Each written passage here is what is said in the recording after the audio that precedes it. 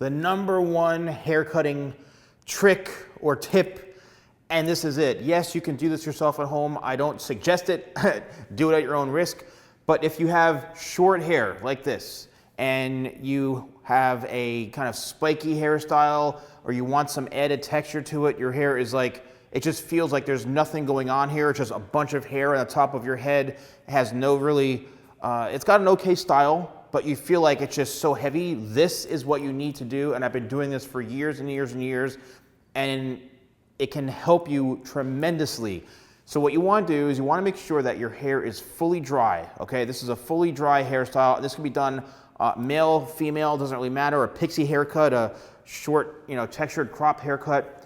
The key is that you want to start to first feel with your hands. You want to start to feel and say, where's the hair really, really heavy?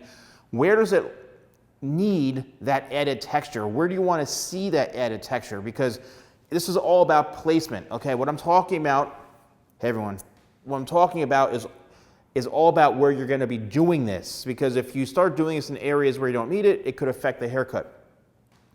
So what we're doing is we're removing bulk and adding texture at the same time, meaning it could be you want some more spikiness, you want some more texture, you want to see the hair do more when you're styling it.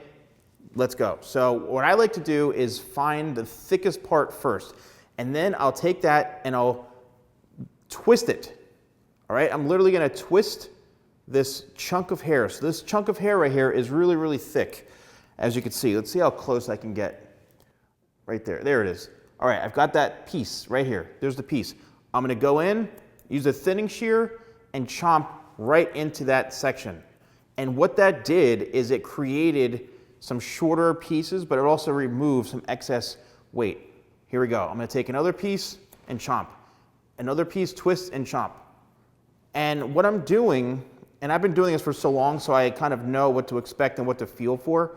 What I'm doing is I'm literally just taking out weight and adding that amazing texture. This is such a good trick and tip, especially if you've got really, really, really thick hair and you want to have an awesome spiky textured hairstyle, but you don't want to have like 8 million pounds of hair on your head, all right? I mean, it's good to have a lot of hair, obviously, but this is something that works wonders. And look in the scissors here, as you can see. Now, don't get freaked out when you see this because, again, it's going to happen. And then when you go to shake your hair, right, or you go to run your fingers through your hair, you are going to see a bunch of hair in your hands. Again, don't worry about it. You see all the hair coming out. It's because you just took chunks out. And no, this is not going to make your hair thin. It's not going to damage your hair. This is only really suggested on if you've got straight hair. Do not do this on curly hair, wavy hair, long hair. It's got to be, this type of length, which is about, I'd say, 2 inches the most. All right, but it's ideal if you have hair length that's like maybe 1.5 inches, if that. And then what you can do is, the great thing about this technique is that even if you put no product in your hair, you're going to see all of that texture that you just cut. And it's going to allow for much more spiking, a lot more maneuverability without even having to use a lot of product. And then when you go in and use product, as you can see all this movement in through here now, it's really, really, really going to help you. And this is, again, I'm a professional. I've been doing hair for a long time, and I use this very, very regularly. If you want to try it on yourself, again, good luck. I don't always suggest doing these types of things on your own. This is really for a professional.